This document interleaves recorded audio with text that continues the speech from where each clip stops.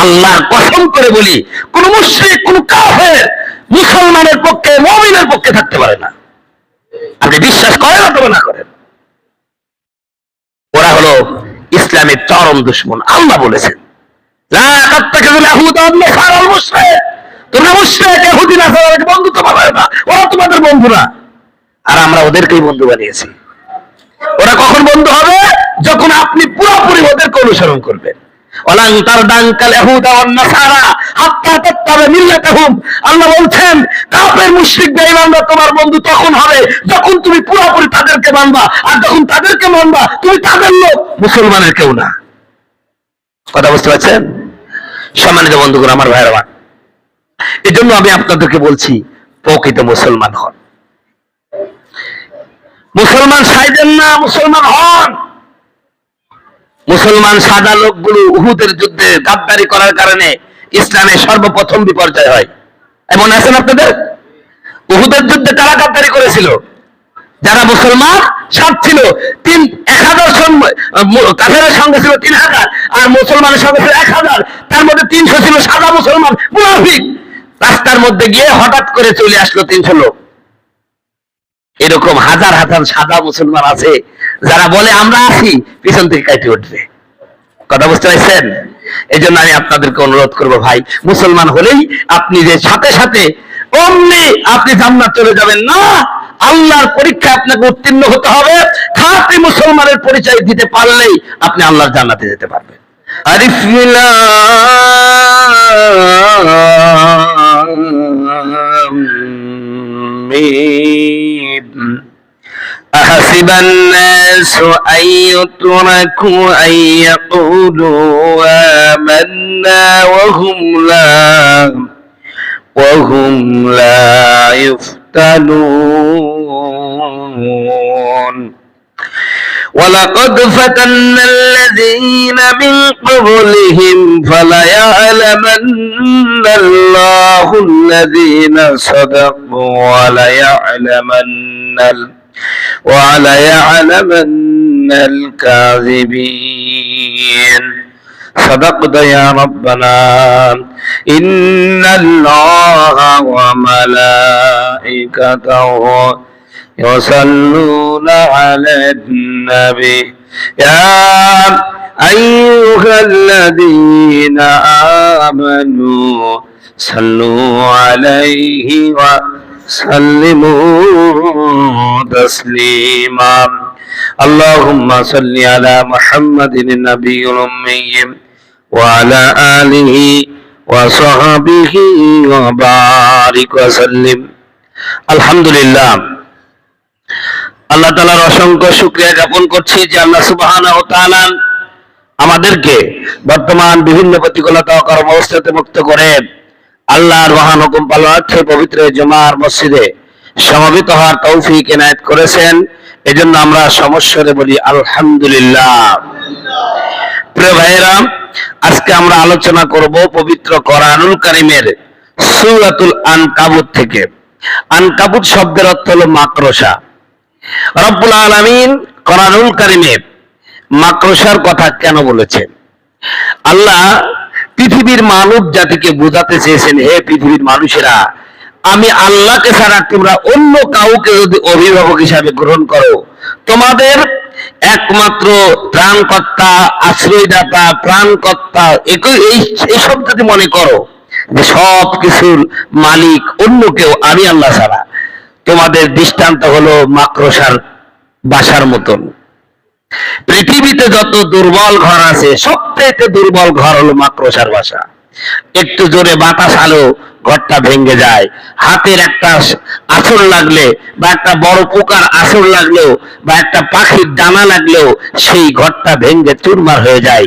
আল্লাহ বলছেন, আমি আল্লাহ ছাড়া অন্য কাউকে যদি তোমরা তোমাদের অভিভাবক হিসাবে গ্রহণ করো, তোমাদের দৃষ্টান্তটা এমনই একটা দুর্বল।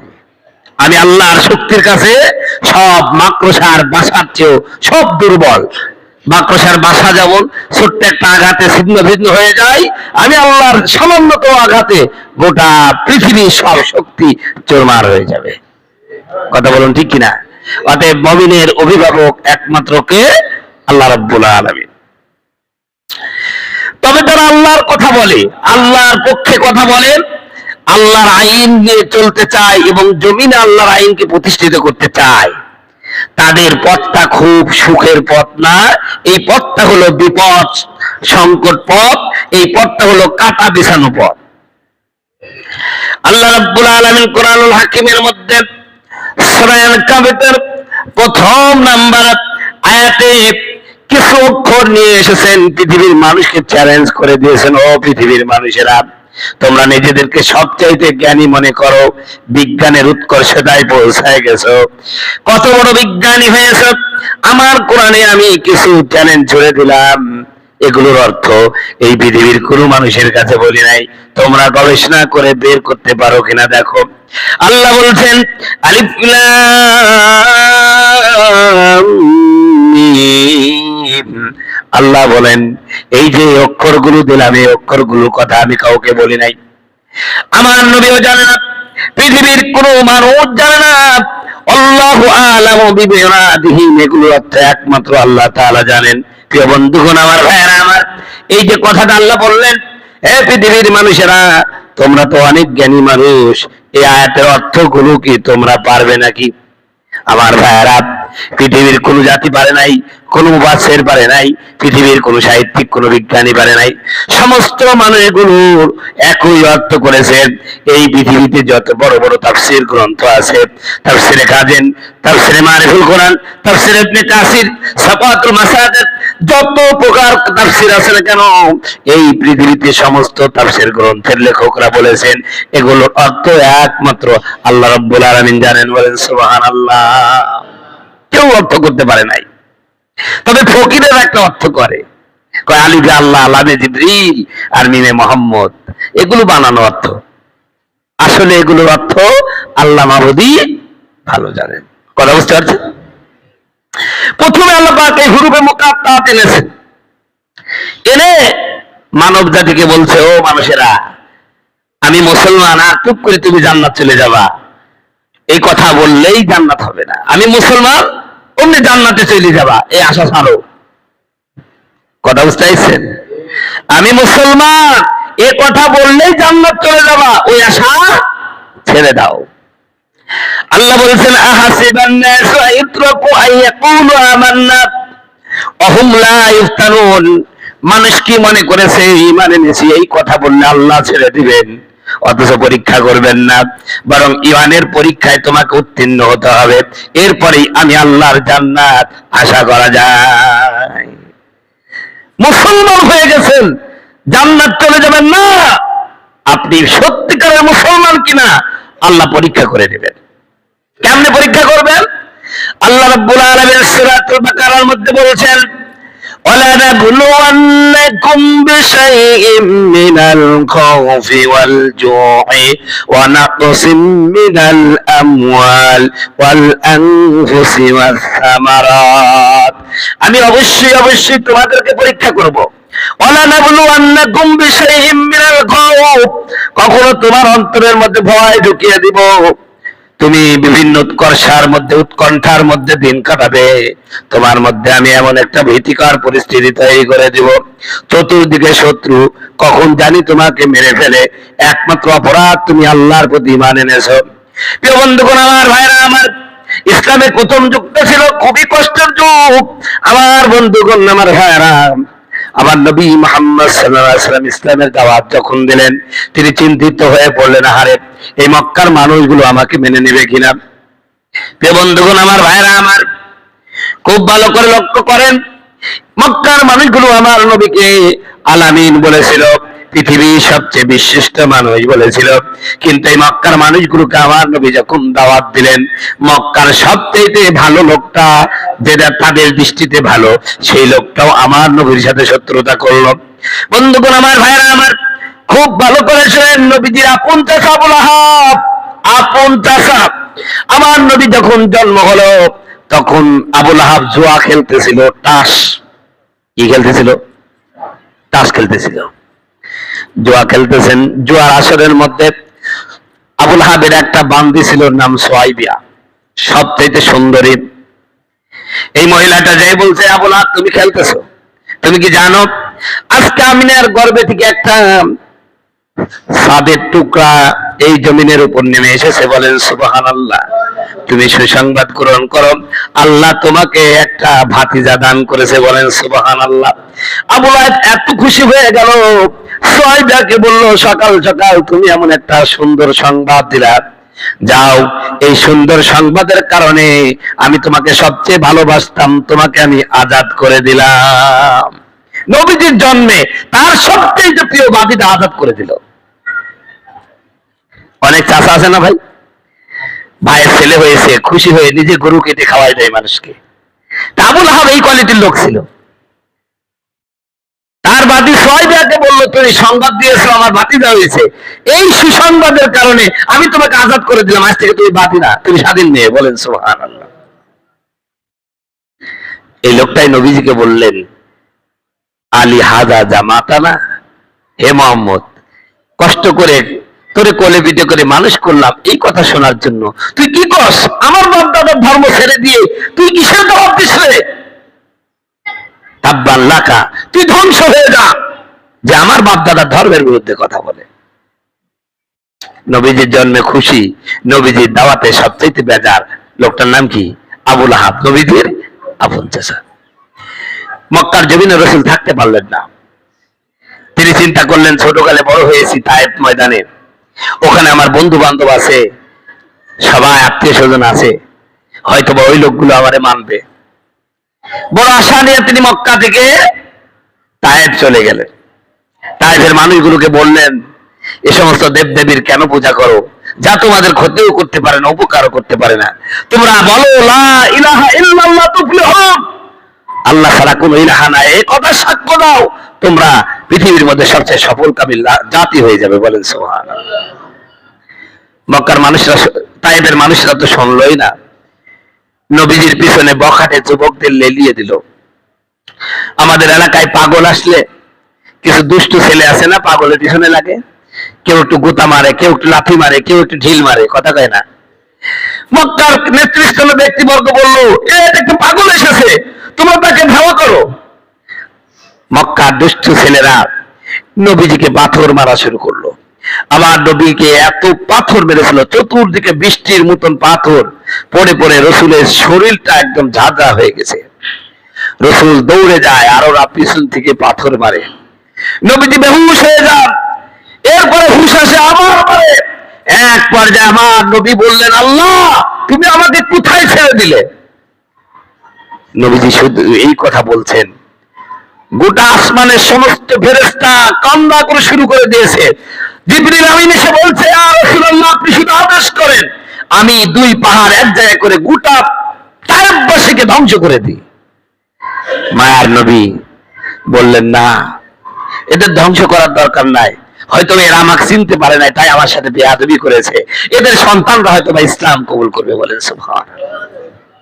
রাসূলের অন্তরে এত মায়া ছিল। সম্মানিত বন্ধুগণ, আমার ভাইরা আমার, রাসূলুল্লাহ সাল্লাল্লাহু আলাইহি ওয়াসাল্লামের প্রতি এই নির্যাতন, এরপরে সাহাবায়ে কেরাম যখন ইসলাম কবুল করলেন, নবীজির একজন সাহাবী নাম হযরতে খাব্বাব বিন আরাত রাদিয়াল্লাহু তাআলা আনহু, এই লোকটা পেশায় একজন কামার ছিল। প্রিয় বন্ধুগণ, আমার ভাইরা আমার, নবীজির কাছে যখন ইসলাম কবুল করলেন, মনের অজান্তে কখন যেন মন দিয়ে শুধুমাত্র নবীজির কথাই তার মুখ দিয়ে বের হয়। একদিন তিনি দাউলি হাইসি এগুলো পোড়াচ্ছেন, দা কাশি খুন্তা এগুলো তিনি পোড়াচ্ছেন। কিছু লোক তার সামনে বসা, হঠাৎ করে বলে ফেললেন, ভাইরা শুনছো নাকি, এই মক্কার জমিনে একজন ভালো যুবকের উদয় হয়েছে, যার নাম মোহাম্মদ, যার চেহারার দিকে তাকালে ক্ষুধার্ত মানুষ ক্ষুধার কথা ভুলে যায়, বলেন সুবহানাল্লাহ। শত্রুর প্রশংসা কেউ শুনতে পারে? কথা কন। প্রিয় বন্ধুগণ, আমার ভাইরা আমার, অবস্থিত লোকজন তখন ডাক দেয়া বলল, খাব্বাব, কার কথা বলো? যেই যুবকটি আমাদের ধর্মের বিরুদ্ধে কথা বলে, আমাদের সমাজ ব্যবস্থার বিরুদ্ধে কথা বলে, তার কথা বলছো নাকি? হযরতে খাব্বাব বলছি, কেন তোমরা এই লোকটাকে খারাপ বলছো? তোমরা তাকে চিনতে পারো না? এই লোকটার কদম যে ব্যক্তি চিনতে পেরেছে, মুহাম্মদের সঙ্গ যে ব্যক্তি গ্রহণ করেছে, আল্লাহর জান্নাত তার জন্য উন্মুক্ত হয়ে গেছে। বলেন সুবহানাল্লাহ। প্রিয় ভাইরা আমার, আমার নবীর এই প্রশংসা বাণী ওই লোকগুলো শুনতে পারলো না। সাথে সাথে খাব্বাবের উপরে নেকড়ে হায়নার মতন ঝাঁপিয়ে পড়লো। ক্ষুধার্ত হায়না যেমন তার শিকারের উপরে ঝাঁপিয়ে পড়ে, ওই লোকগুলো হযরতে খাব্বাবের উপরে ওইভাবে ঝাঁপিয়ে পড়লো। আমার বন্ধুগণ, আমার ভাইয়েরা, ওই যে দাও কাশি খুন্তাগুলো পোড়ানোর জন্য যে উত্তপ্ত আগুন, সবাই ধরে তাজা খাব্বাবকে আগুনের উপরে বসাই দিয়েছে। প্রিয় বন্ধুগণ, আমার ভাইয়েরা আমার, ততক্ষণ পর্যন্ত খাব্বাবকে ছাড়ে নাই যতক্ষণ পর্যন্ত খাব্বাবের পিছনের গোস্তগুলো নায়া আগুনটা পরিপূর্ণভাবে নির্বাপিত না হয়ে যায়। এত কষ্ট দেয়। খাব্বাব চিৎকার করে আল্লাহকে বলে, আল্লাহ, আমি তো কোনো অপরাধ করি নাই, শুধুমাত্র তোমার নবীর প্রশংসা করেছি। তোমার নবীকে চিনতে পারলে তার সঙ্গ লাভ করলে কি লাভ হবে কথা বললাম। এই নিরপরাধ আমাকে যে নির্যাতন করলো, তুমি সাক্ষী থাকো আল্লাহ, আমি তারপরও মুহাম্মদের সঙ্গ ত্যাগ করবো না। বলেন সুবহানাল্লাহ। এক পর্যায়ে যখন কোনোভাবে খাব্বাবকে ইসলাম থেকে বিরত করতে পারলো না, ওরা তখন কেউ কিলায়, কেউ ঘুষো মারে, কেউ লাথি মারে, কেউ চুলগুলো, খাব্বাবের চুল বড় বড় ছিল, চুলগুলো টেনে টেনে ছিঁড়ে ফেলে। কঠিন পরিস্থিতি যখন সহ্য করতে পারলেন না, হযরতে খাব্বাব ঘোরাতে ঘোরাতে আমার নবীর কাছে আসলেন।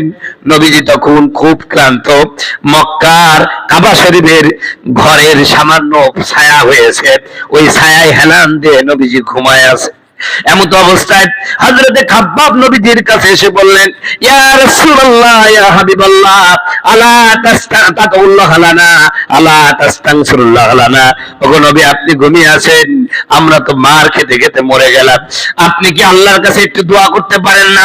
আপনি যদি একটু আল্লাহর কাছে দোয়া করেন, তাহলে তো আল্লাহ কাফের গোষ্ঠীদেরকে ধ্বংস করে দেয়।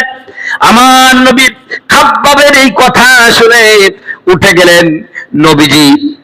নবীজি চাটাইয়ের উপরে শুয়েছিলেন। আমার বন্ধুগণ, আমার ভাইয়েরা, নবীজি যখন চাটাইয়ের উপরে শুয়েছিলেন, আমার নবী মুহাম্মদ সাল্লাল্লাহু আলাইহি সাল্লামের পিঠের দিকে লক্ষ্য করে দেখা গেল নবীজির পিঠগুলো দাগ হয়ে গেছে। আমার নবী খাব্বাবের কথা শুনে বলো, খাব্বাব, কাফেররা তোমাকে নির্যাতন করেছে, আমি শুনেছি, দেখেছি, কিন্তু খাব্বাব শোনো, তাওহীদের পথ, ইসলামের পথ, আল্লাহর পথে যারা আসে তাদের অবস্থা এমনই হয়। শুধু তোমার উপর না খাব্বাব, শোনো, তোমাদের পূর্বে যারা এই ইসলামের কথা বলেছে, আল্লাহর পথে যারা থেকেছে, তাদের পথটাও সুখের পথ ছিল না, ওটাও কাটা বিছানো পথ ছিল। শোনো, আগের যুগে যারা ইমানের কথা বলেছে, ইসলামের কথা বলেছে, তাওহীদের কথা বলেছে, সেই যুগের মানুষেরা কিভাবে নির্যাতন নিপীড়ন করতে, শোনো, ওরা ওই জাতির ভালো লোকগুলোকে ধরতো, ইসলামের পক্ষের লোকগুলোকে ধরতো, এরপরে একটা গর্ত খনন করত, বুক পর্যন্ত গর্ত খনন করার পরে ও খাব্বাব এই তাজা মানুষটাকে গর্তের মধ্যে নামিয়ে দিয়ে মাটি দিয়ে চতুর্দিকে আটকায় দিত। এরপরে কাঠ ফাড়াই করা টেনে জীবিত মানুষটাকে দ্বিখণ্ডিত করে ফেলতো। খাব্বাব শরৎ মা আসরিবহু যালিকান দিনী, এত কষ্ট দেওয়ার পরও সে যুগের মুসলমানরা ইসলামের পথ থেকে বিন্দু মাত্র সরে যায় নাই। সম্মানিত বন্ধুগণ, আমার ভাইরা আমার, এজন্য ইসলামের পথটা কিন্তু সুখের পথ না। গোটা পৃথিবীর দিকে তাকায় দেখেন, মুসলমানদের উপরে কারবালা চলতেছে, যেখানেই মুসলমান অসীম নির্যাতন চলতেছে, এমন এমন বিভৎসময় নির্যাতন যা বলা বড় কষ্ট। প্রিয় বন্ধুগণ, আমার ভাইরা আমার, এত নির্যাতন নিপীড়ন কেন? আপনারা বলেই থাকেন, হুজুর, মুসলমানদের প্রতি এত বিপদ কেন? কারণ মুসলমানের পথটাই হলো বিপদের পথ। কথা বলুন, ঠিক কিনা? আল্লাহ এই জন্যই বলছেন, আহাসিবান নাসু আইয়াতরাকু আয়াকুলু আমান্না ওয়া হুম লা ইফতানুন। মানুষ কি মনে করেছে ঈমান এনেছি এই কথা বললেই তাকে জান্নাতে ঢুকিয়ে দেওয়া হবে? না না না, বরং আমি আল্লাহ তোমাদেরকে পরীক্ষা করব। ইমানের অগ্নি পরীক্ষায় যারা টিকবে তারাই আল্লাহর জান্নাতে যাবে।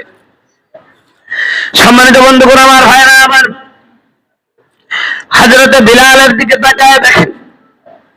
বিলাল রাদিয়াল্লাহু তাআলা আনহু ইসলাম কবুল করল। উমার ইবনে খালদ বিলালের মনে ছিল সারা রাত ধরে পিটাইছে।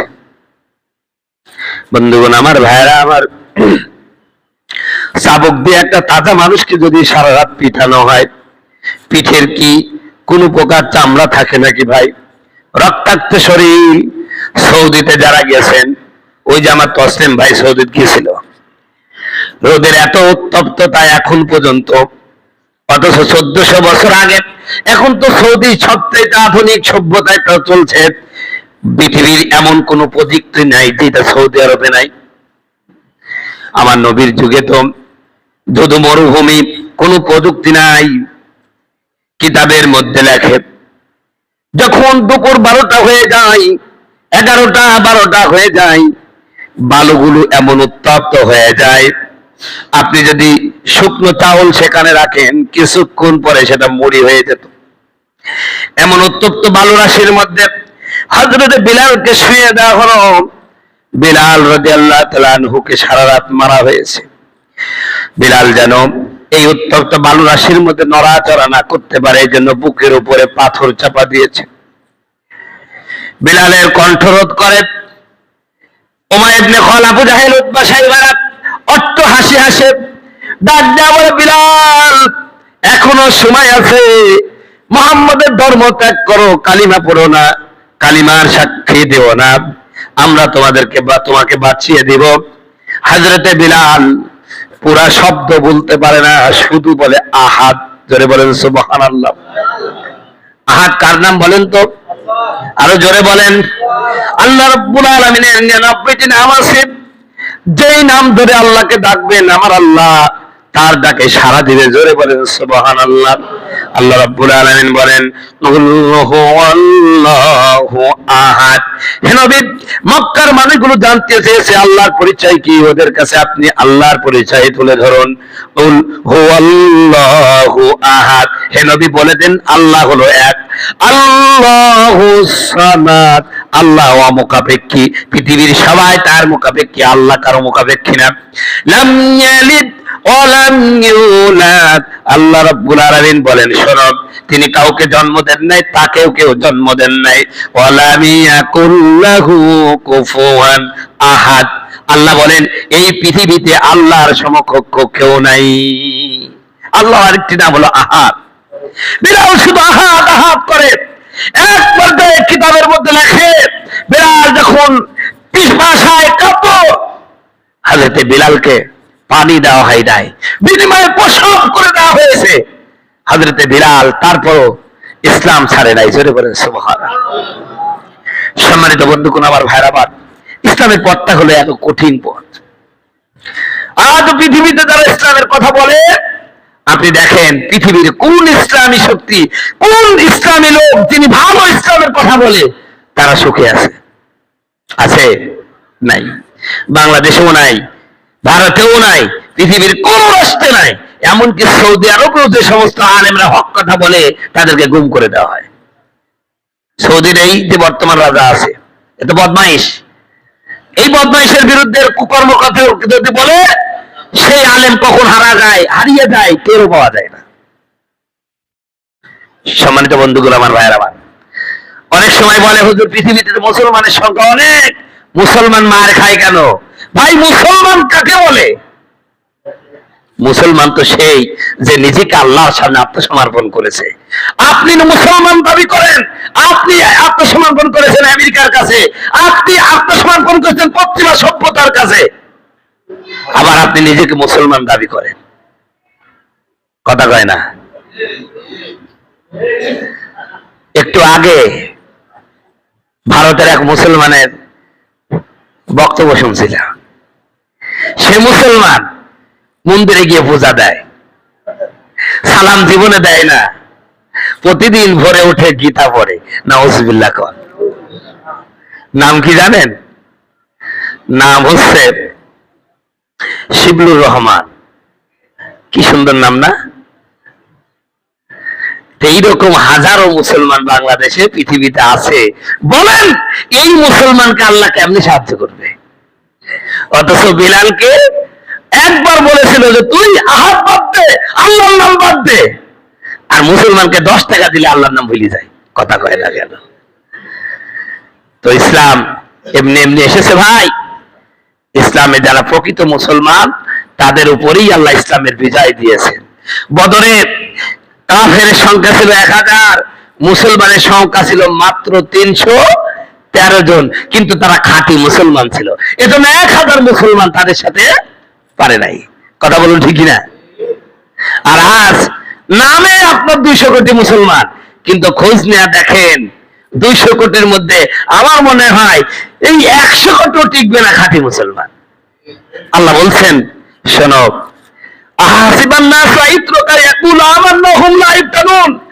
মানুষ কি মনে করেছে আমি ঈমান এনেছি এই কথা বললে তাকে জান্নাত দেওয়া হবে, তাকে পরীক্ষা করা হবে না?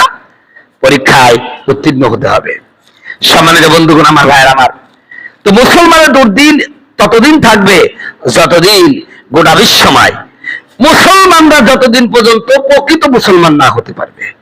তাসলিমা নাসরিন মুসলমান, কিন্তু সে কি করছে? গত 5 দিন ভারতে বক্তব্য দিয়েছে আমি সবচেয়ে ইসলামের বিরুদ্ধে থাকি। তার এর জন্য ইসলাম। ভারতের হিন্দু সাংবাদিকরা বলল আপনি মুসলমানকে দেখতে পারেন না, মুসলমানরা নাকি আতঙ্কবাদী, তারা নাকি জঙ্গি। তাহলে ভারতে যে সংখ্যালঘু মুসলিমদের উপরে হিন্দু জঙ্গিরা হামলা করছে সেটাতে তো কিছু বলছেন না, মুখটা ঠুস করে কালো হয়ে গেছে। বাংলাদেশে যারা সাহিত্য প্রেমী, যারা দাবি করে আমরা প্রগতিশীল, যারা দাবি করে আমরা হচ্ছে অমুকের পক্ষের লোক, মনে রাখবেন এটা হলো পাক্কা হিন্দু, নাম খালি মুসলমান। এই জন্য কয়েকদিন আগে এক নেতা বক্তব্য দিয়েছিল বাংলাদেশের সবচেয়ে বড় শত্রু হলো বাংলাদেশের মুসলিম নামধারী হিন্দুত্ববাদী লোকগুলো। মুসলিম নামধারী হিন্দুত্ববাদী লোকগুলো মানে নাম মুসলমান, কিন্তু মনে প্রাণে ধ্যানে বিশ্বাসে পুরা হিন্দু। সম্মানিত বন্ধুগণ, আমার ভাইয়ের আমার, এই জন্য মুসলমানের আজকে বিপর্যয়, পরাজয়। কথা বলুন ঠিক কিনা? আমার দেশের এক শ্রেণীর হুজুর ছিল, ওদেরকে ভালোবাসি বুকে টেনে নিয়েছিল, মনে হচ্ছিল ওরা আমার পক্ষে থাকবে। আল্লাহর কসম করে বলি কোন মুশরিক, কোন কাফের মুসলমানের পক্ষে, মুমিনের পক্ষে থাকতে পারে না। আপনি বিশ্বাস করেন অথবা না করেন, ওরা হলো ইসলামের চরম দুশমন। আল্লাহ বলেছেন তোমরা মুশরিক ইহুদি নাসারাকে বন্ধুত্ব বানাবে না, ওরা তোমাদের বন্ধু না। আর আমরা ওদেরকেই বন্ধু বানিয়েছি। ওরা কখন বন্ধু হবে? যখন আপনি পুরোপুরি ওদেরকে অনুসরণ করবেন। আল্লাহ বলছেন কাফের মুশরিক বেঈমানরা তোমার বন্ধু তখন হবে যখন তুমি পুরোপুরি তাদেরকে মানবা, আর যখন তাদেরকে মানবা তুমি তাদের লোক, মুসলমানের কেউ না। কথা বুঝতে পারছেন? সম্মানিত বন্ধুগণ, আমার ভাইয়ের আমার, এই জন্য আমি আপনাদেরকে বলছি প্রকৃত মুসলমান হন। মুসলমান সাইদেন না, মুসলমান হন। মুসলমান সাদা লোকগুলো উহুদের যুদ্ধে গাদ্দারি করার কারণে ইসলামের সর্বপ্রথম বিপর্যয় হয়।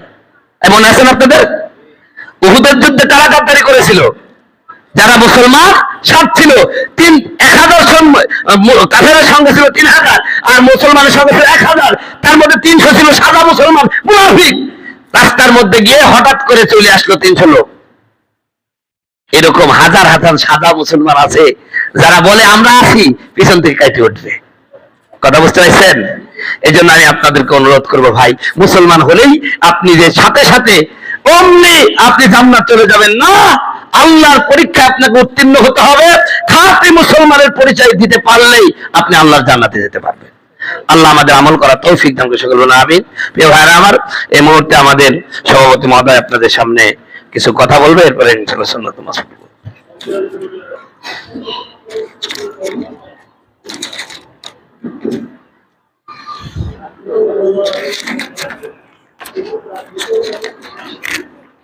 জি